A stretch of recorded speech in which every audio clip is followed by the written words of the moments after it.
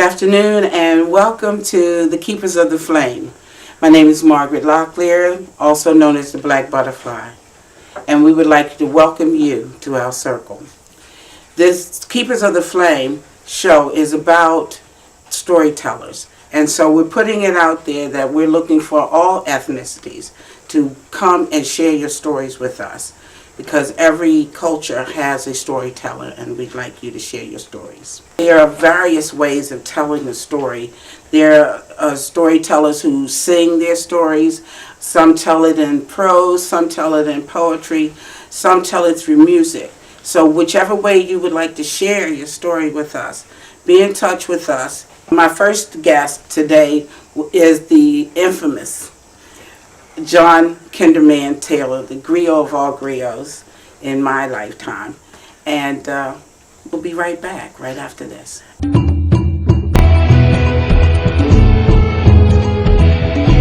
Welcome back. And joining us is our guest for our first show, John the Kinderman Taylor. Oh, thank you, Margaret. It's such a pleasure to be here with you.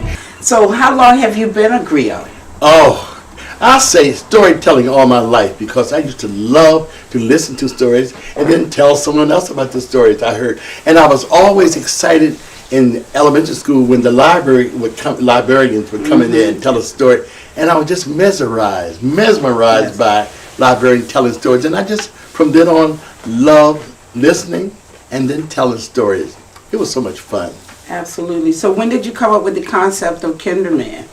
Well, I was working with Wolf Trap, and we were traveling all over the country, and they asked the kids for us to introduce ourselves to them. And the three other artists, they said, well, I'm Joseph so-and-so, and I'm Mary Carson.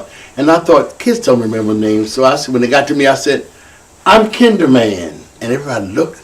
I said, you know Batman, you know Spider-Man, you know Superman, and now you know Kinderman. Awesome. I have to admit that I raised my kids on some of your techniques in dealing with young people. So, John, you and I are both members of the Griot Circle of Maryland. Mm-hmm. Can you give us a little brief history about how it got started with the infamous Murray Carter Smith? Well, Murray Carter Smith was one of the original members of the Arena Playhouse. Sam Wilson, who was a teacher at Coppin State College, had some friends. They went to Coppin. They said, let's do a playhouse, and I'll call it the Impossible Dream, where we get together, and we'll come together and tell stories and tell plays and put on shows. And those 17, Murray Carter Smith was one of the founding members of that whole group. I think it was 17 of them. So they started at Coppin, and then they moved out to St. John's Church, St. Mary's Church, and then they went to the YMCA, and that's when I had joined them. I was a school teacher then, and then they went down where they are now on what's the street? She's on Arena Playhouse. McCullough Street. McCullough Street. And they were paying $150 for 3 floors, $50 a floor, and then it grew and grew and grew, and then they decided to buy the building. And they had it first on the second floor, but then they had to move it down because they didn't have escape routes for fire, move downstairs. And then on for, I think the last 50 years, they've been growing and growing and growing. And just last week, they had a fundraiser because they were running out of money and a lot of things happened. And I went to a meeting there, they had full house, and they asked people to give donations, and they raised $23,000. to pay some of the bills or fix some of the things up. And that's why I insisted, hoping that they would last year have it in honor of Murray Carter Smith, because she was a member, and we had our annual love stories down there. Right. And it was in disarray at that time. After we had that, they decided to remodel it, got some more money, and we got it again for this October. Last October, was it? It was just this past October. It was absolutely fabulous. So it's just a part of my life that I just always loved, being a part of the Griot Circle and being a part of the Arena Playhouse and all of the things that are still happening. But my specialty was not adult as much as children. I usually have seen 1,000 children a week. by going to Right. various schools, doing 2 shows, 3 shows, or 4 shows. And I never get tired of telling stories and acting for the children. Absolutely. I say it's for the children. Well, to share with the children, I want to let folk know that there is a group of young people who are studying under the auspices of the Griot Circle of Maryland. Yes. To learn Growing griots. griots. For those who don't know, the Griot Circle of Maryland meets at Walbrook Library the first weekend of every month. And you can go on the website to get more information, and you'll see that number on the screen here. Yes. Can you grace us with another story? Well, this is what I usually do. I want interaction. So I always say, do that. Repeat this after me. Say, Okay. this is the house that Jack built. I can't hear you. This is the house that Jack built. This is the malt that lay in the house that Jack built. This is the Malt malt that lay in the house that Jack built. This is the rat that ate the malt that lay in the house that Jack built. This is the rat that ate the malt that lived in the house that Jack built. This is the cat that chased the rat that ate the malt that lay in the house that Jack built. This is the cat that That ate the mouse, chased the mouse. that chased the mouse, That that ate the malt. That lay in the house that Jack built. Let me go to the end. Okay. This is a farmer who raised the corn, who fed the cock that crowed in the morn, that awakened the priest all shaven and shorn, that married the man all tattered and torn, that kissed the maiden who was all forlorn, who milked the cow with the crumpled horn, that tossed the dog, that worried the cat, that chased the rat, that ate the malt, that lay in the house that Jack built. This is the house that Jack built. I remember that. It's a shame that I don't remember the words anymore. And we want to talk a little bit about the griots and storytelling. That there are all cultures have storytellers within their group. It could be Asian, it could be Hispanic, Native American, Irish, Greek, whatever. Everybody has a story to tell and share. And that's how we keep our history and our culture alive. And what I'm asking today is those of you who want to be storytellers or who are storytellers, get in touch with us. We would like to have you join us. Whatever group that you belong to, whichever culture you belong to, we'd like you to share your stories with us. So, and now let me share this with you. Speaking of Mary Carter Smith, I have to admit that she was one of my mentors when I was a student at Morgan. She was our teacher in residence at that time, and you couldn't have learned from anybody but the best, and that was Mary Carter Smith. So, tell us more about your being involved. Well, I recently thought about how, when I was young, there was a lot about spirituality, talking about Christ, and stories I heard about Christ in the Bible. So I decided to create some stories that get kids to relate about. Here's one of the stories I like to say. Some children were playing one day, and then they saw Jesus coming their way. Let's go see Jesus, the children said, and all the moms shook their head. But the disciples looked at the town, said, those children are too noisy. We can't allow them to come around, not with those noises and that they're making while Jesus is preaching. The children came up and said, we want to say Jesus. The children said, the disciples shook their head. Can't you see he's busy teaching? Don't interrupt him while he's preaching. The children slowly turned away. But Jesus said, hey, let them stay. He scolded the disciples and said, bring all the children, let them be. I want all the children to sit with me. The children gathered all around and sat with Jesus on the ground. They laughed and played and had lots of fun. Then Jesus blessed them, everyone. He said, bless you, bless you, bless you today. Bless you, bless you. Everybody say, bless you as you go your way. Tell everybody to have a blessed day. Tell everybody to have a blessed day. Yay! Yeah, it's so wonderful, and you're wonderful with kids. And I'm glad that there's somebody in our midst that generally speaks to the young people. You know, I found out that people have different callings, and that was my calling, was to tell stories and get interested kids involved in the process of learning. And I always said that's a ABC. I said, number one, kids want to feel accepted. 2, they want to feel that they belong. And C, they want to feel care. And so all the children that I deal with in all the places I've gone, I make the kids feel accepted. I make them feel that they belong in my environment, and they feel the care that I have for my heart. I always start off by saying, come on in. Come on in. Come on in. I'm glad you came. I'm glad you came. I'm glad you came. Oh, come.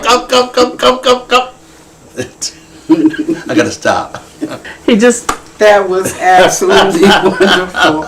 You know what I've always liked about you, Kinderman, and you've been on the TV for years. I understand that you've won several Emmys. I understand that you're in like 19 countries around the world. Fabulous is what we call you. And what I like, the beauty of it is, even as adults, when you're performing, you bring out the child in us. You make us feel good and see the world as children. You and know, that's, go ahead. No, but I was saying that I look back, Kinderman was one facet of my life, but I remember I started looking at the Royal Theater. My mother had a restaurant on Pennsylvania Avenue, and every time there was an act, and it was like about 25 cents to go to see 4 shows. I remember that. I would go there and see, and I remember, I think I was 8 when the curtains opened up. I saw this man all in white. He had white shoes, white socks, white tuxedo, glittering, white top hat, and I was caught. I said, that's what I want to do. That's what I do. And beside he had 32 women, 16 on each side, kicking. I said, I want to do this. And then I learned that intention and attention. Deepak Chopra said, if you intend to do something and put all your interest in doing it, God will say yes or no. And I remember I went into the neighborhood, got the girls, and we would sing and dance and do storytelling.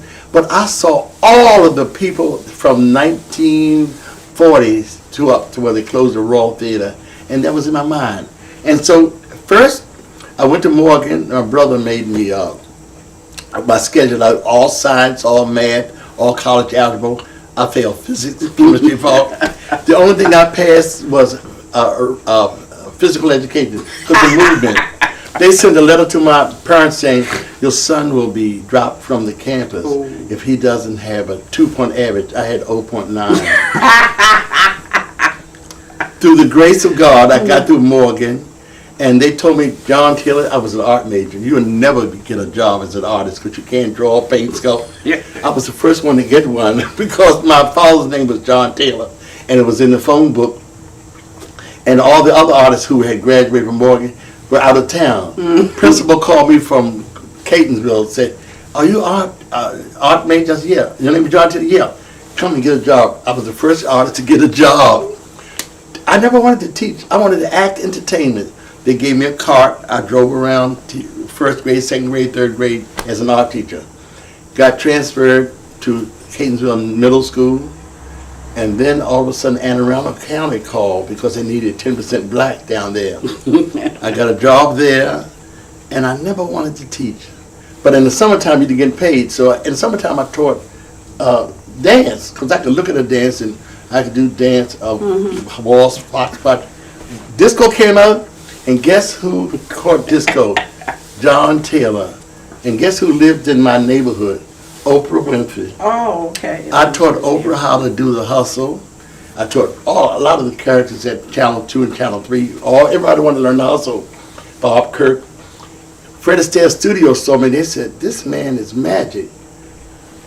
would you come and teach my teachers how you teach move and dance? I said, I couldn't do it until September. They said, why? I said, because I got to go back to school system. They said, what do you make? I said, $18,000. They said, we'll give you $50,000. You quit today.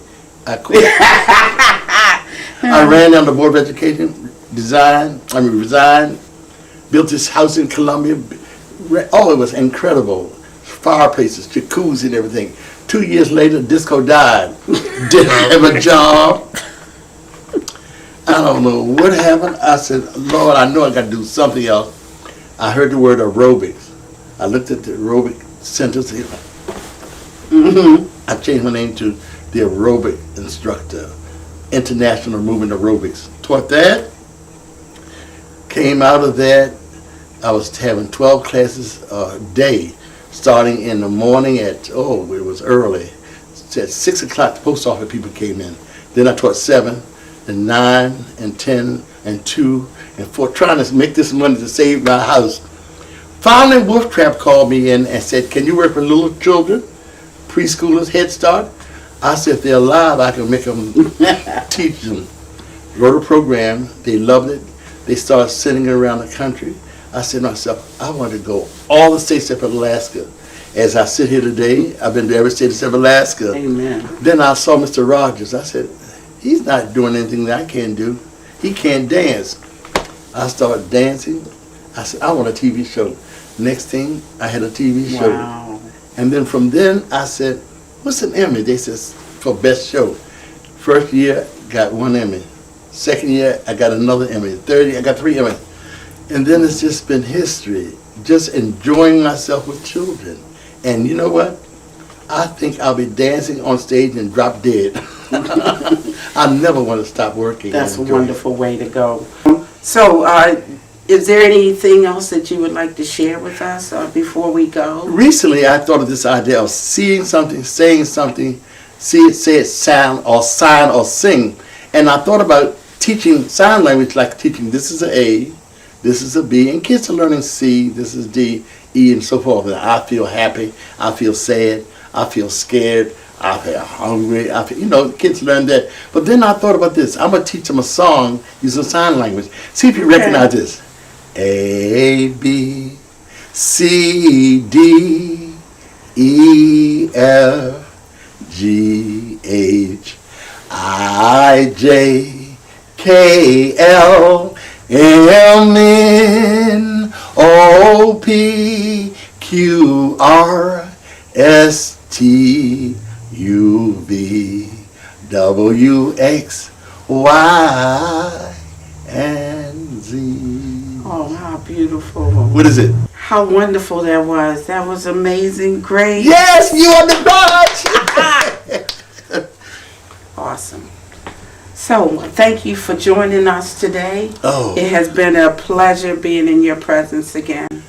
And we'll look forward to seeing you again in the future. And you know, I want to give you one of my favorite words. You are flawless. And you're fabulous. So, thank you all very much, and we'll be right back. African Americans are storytellers. They're known by different names. Some call them dojos, some call them griots. It's more about keeping the history alive, even if it's oral, but to keep the history going. And I myself, I tell my stories through various ways. I might write a story and have it shown as a production, a play. I may do it in poetry. And you'll find contact information at the bottom of the screen. So contact us and share your stories with us.